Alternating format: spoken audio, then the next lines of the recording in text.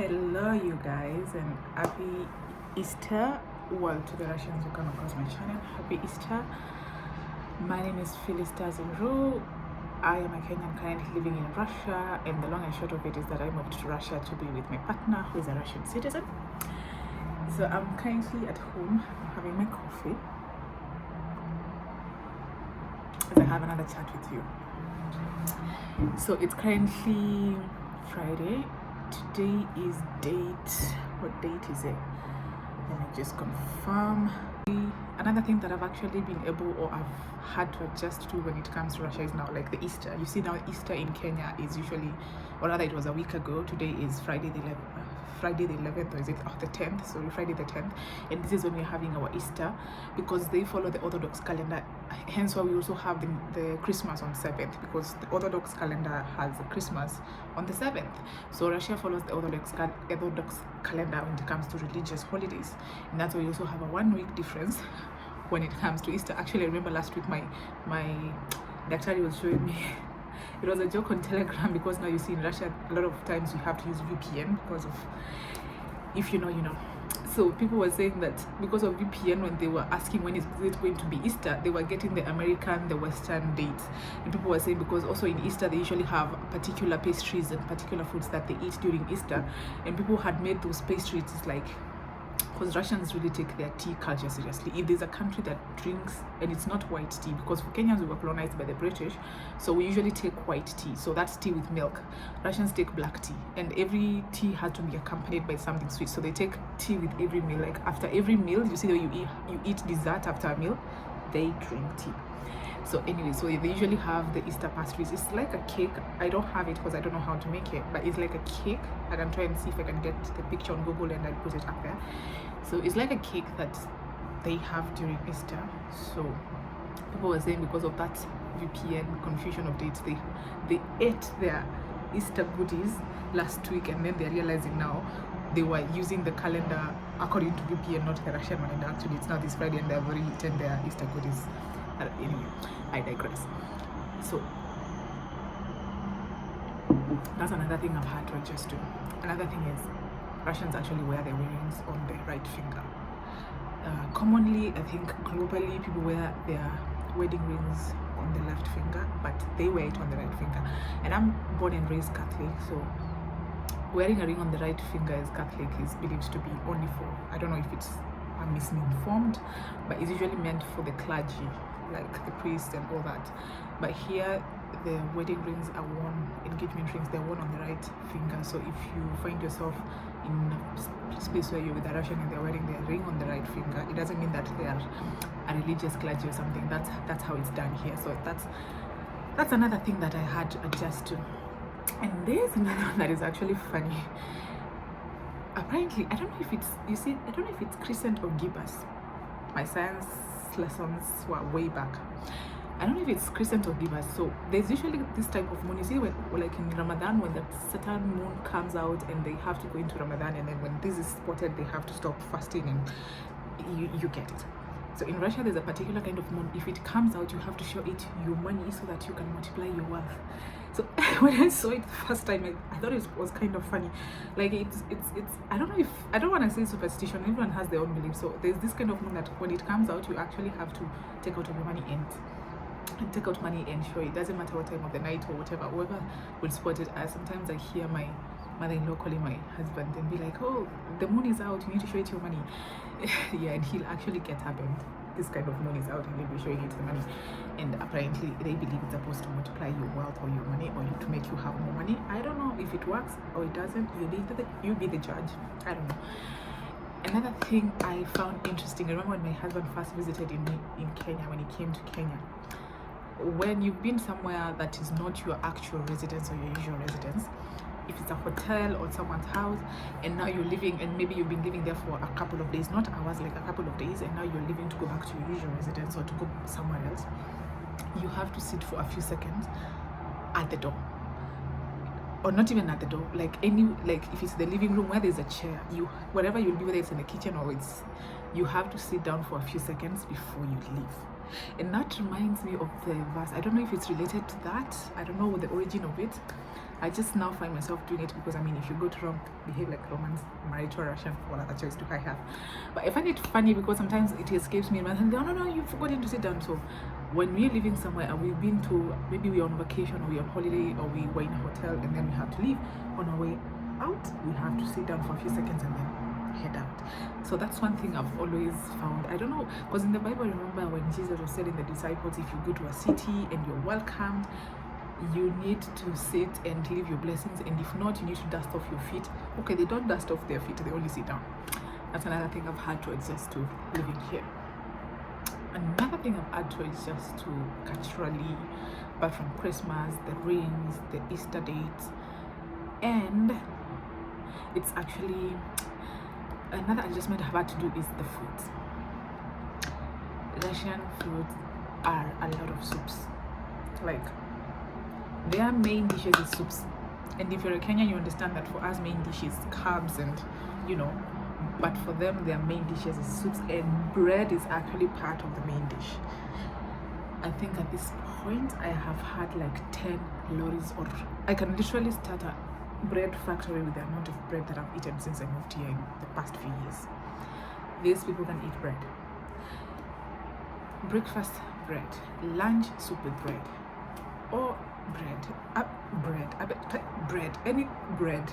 And there's so many different kinds of bread. There's even black bread. Like, there's so many different kinds of breads here because of how the bread culture is. So there's so many variations that you can eat.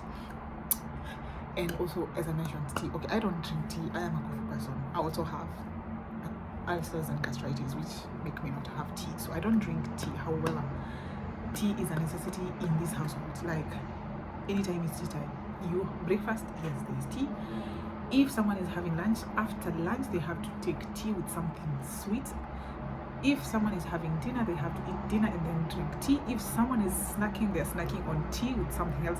So the tea culture here is nuts. Like, it's a lot. Like, tea is a necessity, and every time we go to Kenya, for some reason, since he came to visit Kenya the first time, we always find ourselves bringing back Kenyan tea. He loves Kenyan tea, so we always have bags and bags of Kenyan tea that are enough maybe to last until we have another trip or we can get another supply. But the tea culture here is, and it's black tea, no sugar, but the accompaniment has to be something sweet. It's either a cake or some pastry, and there's so many also selections of the things that you can have your tea with, or the pastries that you can have your tea with, because I mean, the industry knows that tea culture is a thing. And those are the things I've had to adjust to. Of course, the left side driving is one of those things.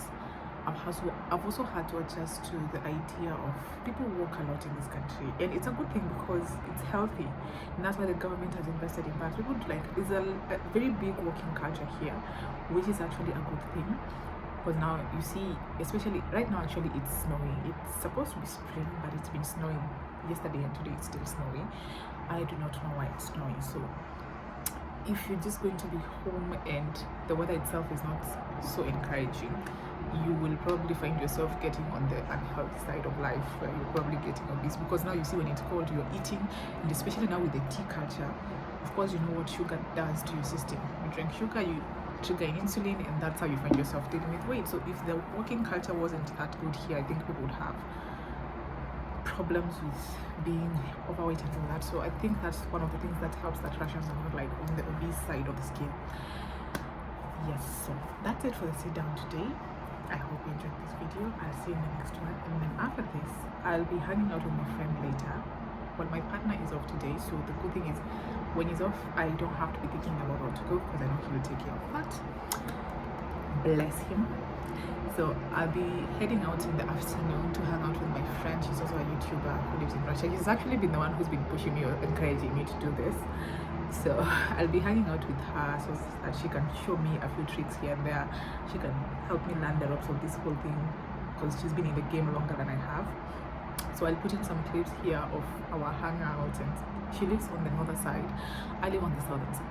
So you might think, because now you see Nairobi is not like as big, someone living in Nairobi, it's very easy to meet up. However, in Moscow is a very huge city. You could be living in Moscow and someone lives in Moscow, but you literally have to spend like more than an hour to get to them. Like, she lives like for me to get to her, it's gonna take me like an hour or more. And mind you, the public transport system here is very efficient, very efficient.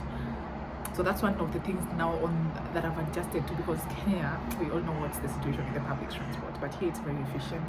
It's not that expensive, to be really honest. So she lives on the northern side, I'm on the southern side, so I need to get on a bus, get on a metro, and then get to her. And in the metro, I only have to transfer once to get to her line, and then we link up later. The breakout is not, it's actually going away. Remember the other day we had like 5, now it's just a few left. Yeah, I'm not eating eggs anymore. I'm trying to stay healthy, that I'm only having coffee, because now I'm not having a lot of physical exercise. I had a job until end of March, and now that I am home, most of the time I'm trying to cut on my carbs. Well, I did resign willingly for very good reasons, story for another day, but I did work in Russia for like a year, because I had that job since last year in May until end of March, and for very good reasons I had to leave. But mostly I wanted it to be like a stepping stone for me to improve my Russian speaking, my Russian listening, because I have had a tutor. But you see, now in the household, my partner is able to speak English and he barely speaks Russian to me. So I found that I was learning Russian with my tutor, but I'm not practicing the Russian. So I was tending to forget. So I decided, okay, let me get this job that helps me to speak and listen more to Russian, because my colleagues, of course, they speak Russian. I'm able to speak Russian more. So actually it has done the job, because now I can see that my Russian has gotten better. I don't want to toot my own horn, but yeah, it has. So anyway, now I'm no longer working. That's why actually I started also this channel, because my friends live in Kenya. Okay, my career was in sales, so I've had a career where I've had to be like talking my entire 5-year career, like, and I had friends who we can meet up and yap and talk. Now here I do not have that. My partner is either at work, or he really has a day off, but he has his own hobbies, so he's doing his own hobbies. And I mean, so, and even if I was to get on a call with my friends, they have jobs, so they have a life, so you cannot be on a call with your friend for like an hour just yapping. So this is one way of me now being able to keep myself mentally talking, because you can easily get depressed by living abroad if you don't find something that works for you to keep you sane. Because mind you, this place is not like where you grew up, so this is a whole different dynamic. The social culture is very different. Neighbors don't speak to each other. I don't have a single friend who is Russian, to be really honest. The people I know, apart from the one I'm going to hang out with today, who lives like an hour away from me, so, and she's a mom, so she cannot like be always available. The others live outside Moscow, and Russia is a huge country, like it's the biggest country in the world, so you can imagine. So even getting to them is like a whole flight or a whole. So you have to find something that works for you to keep you sane. Otherwise, you're going to lose your mind. You don't have your friends anymore. And I started this as my way of also staying sane, because I'm able to sit here and just talk and get my mind to lessen the load, if you understand what I mean. Like, it helps me lessen the load, because my family also is not here. I don't have a single family member here. All my friends are in Kenya. I packed my entire life in 3 suitcases. What I had built for the last, because by the time I was moving here, I was in my late 20s. Well, I got married in my late 20s, so I was in my late 20s. So I packed my entire over a decade life in 3 suitcases and moved to this country. I even sold my car and moved to this country to start from scratch. So you can imagine the adjustment that I've had to do, because I'm a very social. Okay, I have a few friends, but I am very social. So even when I get with my friends, like my husband is like the quiet type. Not really quiet, depends on who he is with. When it comes to me, I can't say he's quiet, but people think he is quiet. And me, I am the social butterfly. So I am always, if I was not at work, even at work, I was also having a social life at work. And if I'm not at work, I'm having a hangout with my friends. Now here I am right now.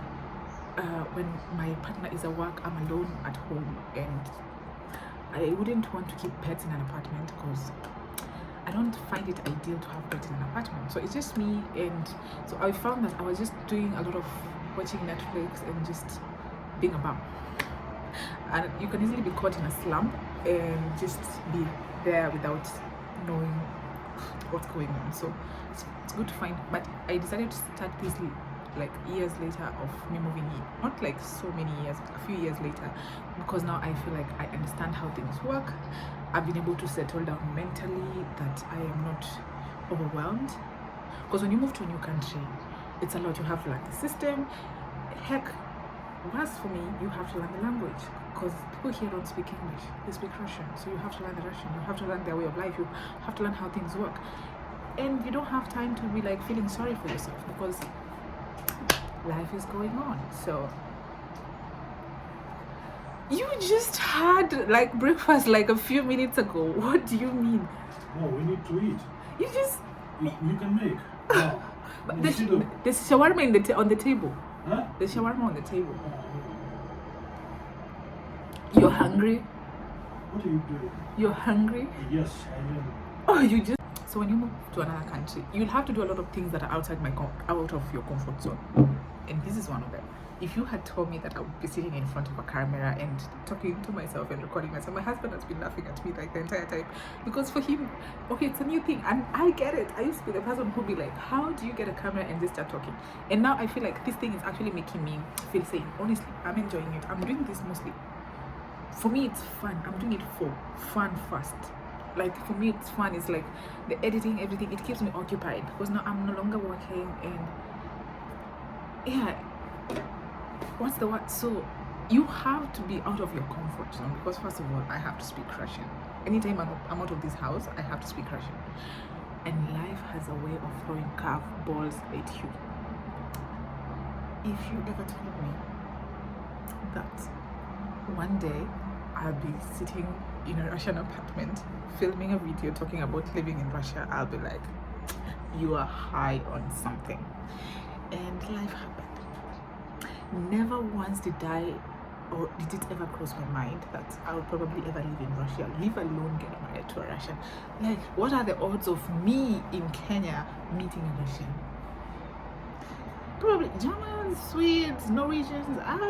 It's a probability. Russian?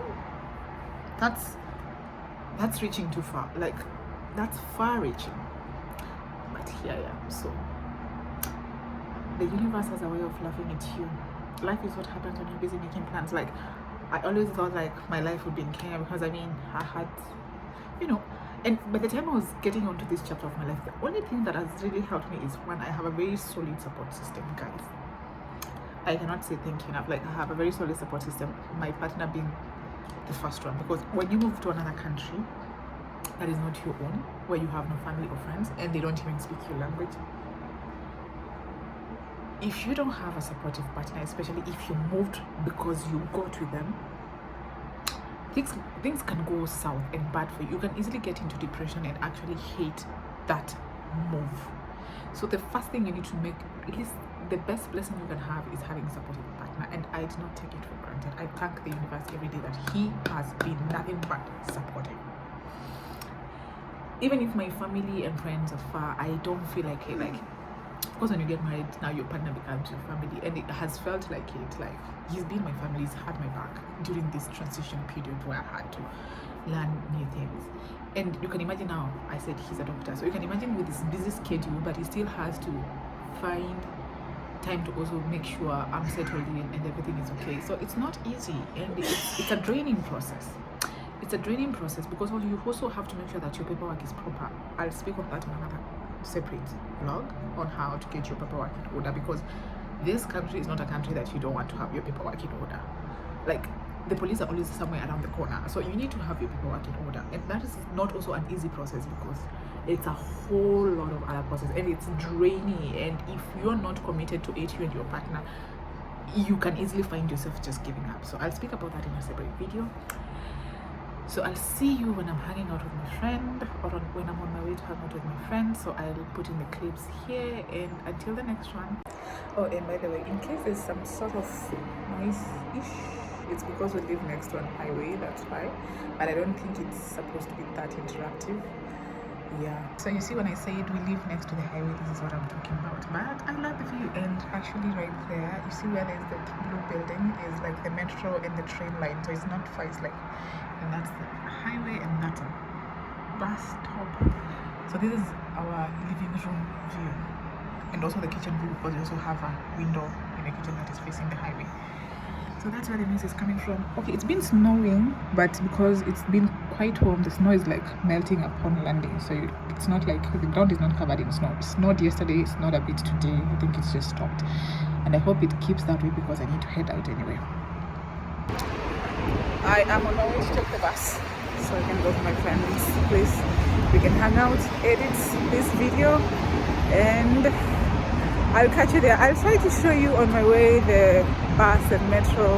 I'll try to do the best I can. I'm still getting used to the idea of filming in public because I don't like putting a camera on people's faces, but let's see.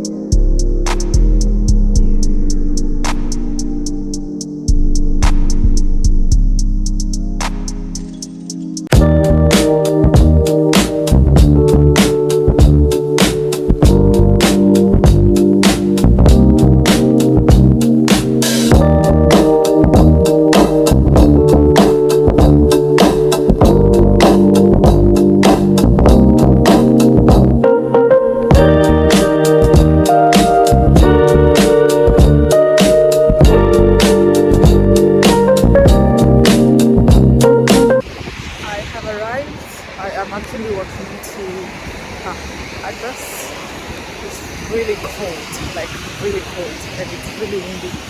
It's like piercing to the bone cold. So hi guys, welcome back. So you all remember when I was coming, I told you that I was going to be hanging out with this gorgeous human who made me go into YouTube.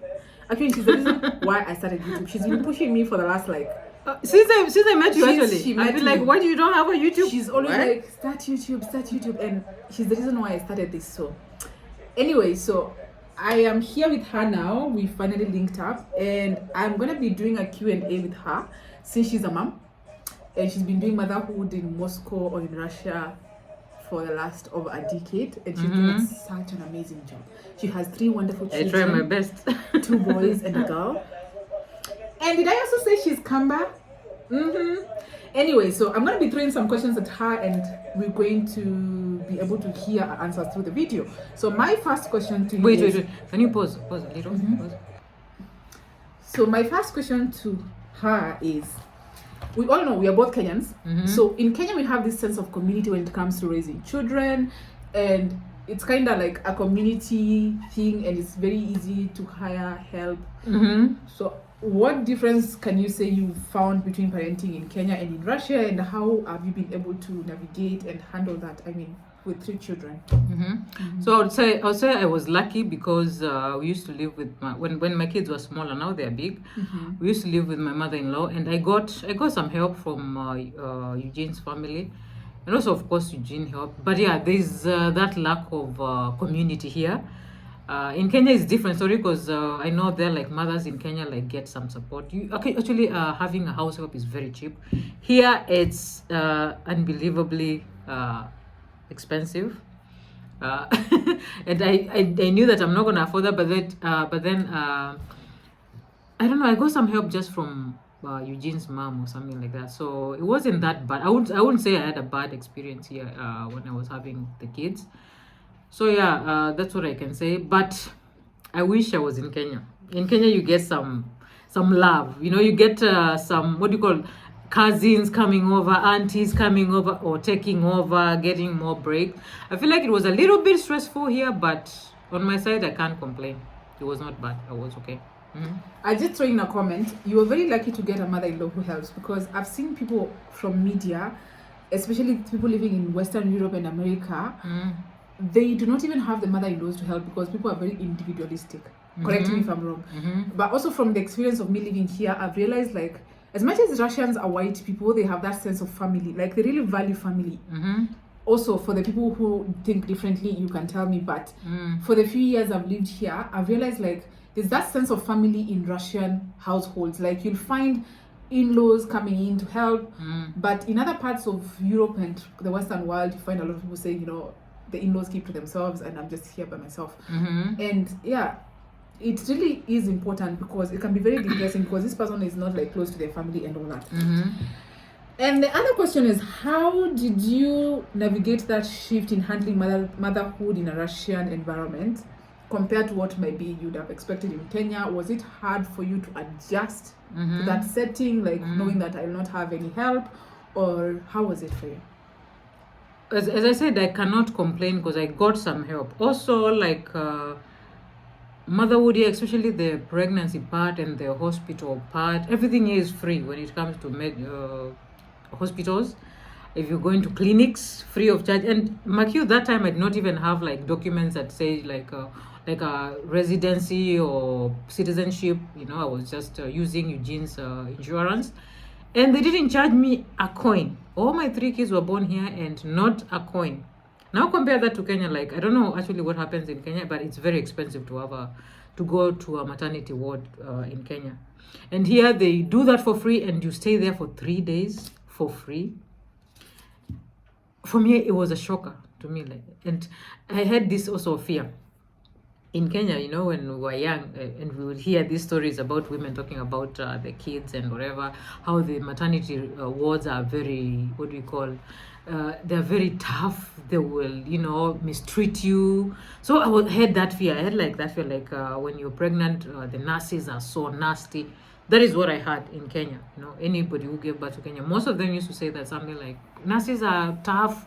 You know, you're going to be there and probably ignored or something like that. So I had that fear like, oh my God, I hope it's not going to happen here. And since I'm African, maybe it might be triple worse or something like. But the shocker, you guys, like, I came here with a mentality of like, you know what, I'm African, I expect anything. I'm sure probably they might, you know, call me names. Yeah, I'm going to be mistreated because I come from Africa, blah, blah, blah. Shocker. Like, my pregnancy went so smoothly. My giving birth to all 3 kids went so smoothly.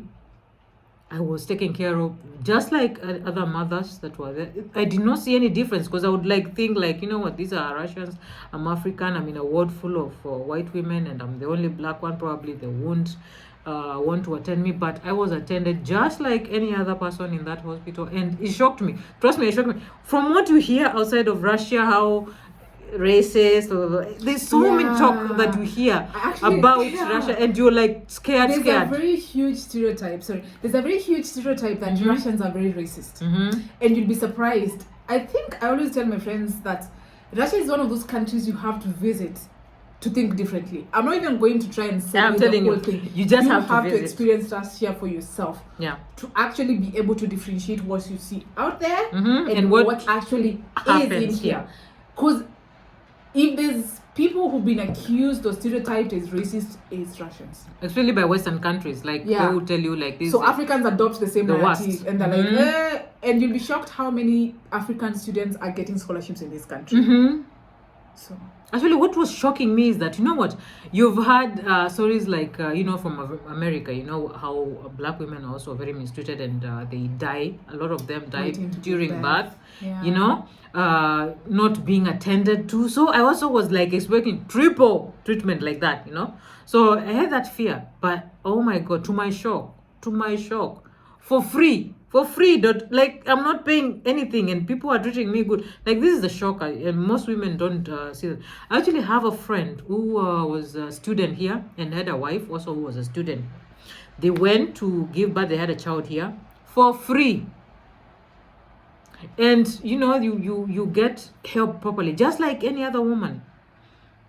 I don't know, it's don't listen to TV when people are talking about Russia, and I'm not promoting Russia like it's a nice country, amazing country. Every country has issues, pros and cons. But my experience, I'm just telling you my credit. I've never felt appreciated like as a black woman. Actually, this country appreciated me, and I don't know. And just to add on that, it's not just giving birth. It's not giving birth. Healthcare here is free. And we all know, we both come from Kenya. So in Kenya, for you to be able to get the premium treatment when it comes to healthcare, giving birth, health services, you have to be like in the high bracket where you're able to pay private insurance. We all know that government hospitals will not give you the best when it comes to your healthcare, whether you're pregnant or whatever. And for you to be able to be accorded that good treatment, you really have to be paying money for it in terms of private insurance. And I'm not a mom myself, but I have used the healthcare here, and it's free. Most 98% of the healthcare in Moscow or in Russia is free. There is a few private clinics, but people barely use them because the hospitals or the private or the public clinics here are working properly. They're neat, they have proper healthcare, and everyone wants you have government insurance. And with that insurance, you're able to access healthcare for free.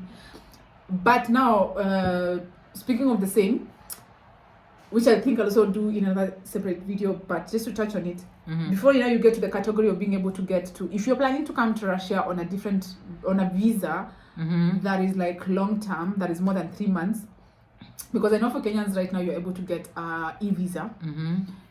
You need to get private insurance, like you need to get travel insurance if you're coming for a duration that is more than 3 months. However, when you get to a point where now you're on a permit, it's called OMS. You get the government insurance, that is the OMS, and everything is free for you. Even if you don't have children, everything is free for you. For her, even the children healthcare is free. So even if you have kids, you don't have to be thinking, how am I going to save money? I need to have insurance for my kids. If my child has dental issues, it's free. Imagine, like, it's free. Still, I usually get actually shocked when it comes to medical and school. School is free too. Actually, Russia does it. Okay, there is private schools, but the public schools are good enough to function. That's also another shocker. And I let me tell you one thing. Like, I was when we were coming here, I was like, we're gonna live a little bit in Moscow, and then we're gonna go to Kenya. The kids can, start school maybe in Kenya so that they learn some Swahili, and But since we did not have the financial capacity then, the only state we could fit is Russia, whereby everything is going to be free. Because I wanted them at least to have a little bit study in Kenya so that they learn Swahili and my mother tongue or whatever, something like that. But we realized that, if we do that, then it's going to cost us. And Eugene did not have any way to get a job in Kenya. So that's why we decided for them to go to school here.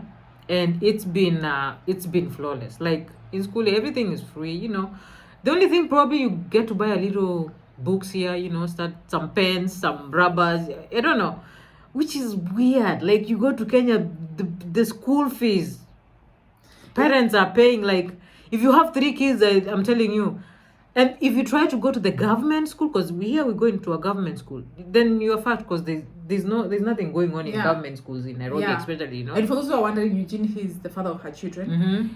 And actually now to touch on, because Kenya, for you to be able to afford quality education in Kenya, you need to cough some good money. It's not going to be government school, which is free. So it's gonna be, you need to cough some money. And it's not talking, we're not talking about like 50K. It's like $1,000, and even 1,000 is way Okay, less. I would say let me put it like this: a government school here with the facilities and all the goodness of a school. If you compare a government school here that is free and you go to the same amenities in Kenya, you're going to be paying more than 300,000 Kenyan shillings. That's in an international school level. Per 3 months, The per ones that term. offer you the IGCSE. Yes, those are international. So I was like, we just thought about it, like, why would we take them to Kenya and pay all that money? And so if you have kids in Russia, you're going to get good quality education. You're going to get if you have more than 3 kids, you're going to get more like free extracurriculars, curriculum programs, like they can join they can join dancing school, they can join a chess school or something. Like, there are facilities that are free for parents who have more than 2 kids or something like that. Another thing, the government here has money that they send you to support you as a family. So like, if you give birth in Russia, even if it's a first child, as a mom, you're going to actually first of all be given, if you're working here and you're Russian, you're going to be given like, what do you call, like a 1 year off from maternity work, leave, paid. Also, you're going to be given some money to support you as you're raising the child. Like, this country supports the mother and the parents when it comes to the children, Russian children. Yeah. Because even right now, like, if she has 3 children who are Russians, there's no way those kids can leave this country without the father's consent. Like, Russia values their children. Is not whether boy or girl, they value their children, and they always put the well-being of the children by first. the way. And with deeds, they will help you. They actually help you raise children. Kenya, try to have children, you're gonna raise them alone. And I have heard that also there's something called Materiski Pomoch. Of course. They give you like almost, I think it's more than $1 million or something. Yeah, so they give you some Materiski Pomoch where you can be able to, if you have the 1 year 2 or 3 kids, I think. And I know some countries where even getting more than 3 months paid maternity is a problem, but I think the minimum you get here once you're going on maternity as a mother is a year. And it's not free, it's paid. Yeah, that is such a good support, because it's very rare. You don't get that in just a lot of countries. Even because I know in Kenya the maximum you get for maternity is 3 months. Well, yeah. So I mean, so that's it, guys, from us. Go to her channel. It's Apollonia. Subscribe, like, comment. She'll put a link on the description. I'll put a link down there. If you have any more questions related to how it is about going about motherhood in this country, she's in a better position to answer that than I am. I'm still a child. I'm still a girl. Maybe better than Toto. Anyway, so guys, thank you for hanging out with us. Let us know if you want us to do more sit-downs, more Q&As, because we live in Moscow, but as I mentioned earlier, Moscow is a very big city. It took me an hour to get her. So that's how committed I am to this thing. So you better subscribe, you better watch and stick to the end of the video. Until the next one, I'll see you. Thank you for sticking around. Take care. Bye. Paka paka. Paka.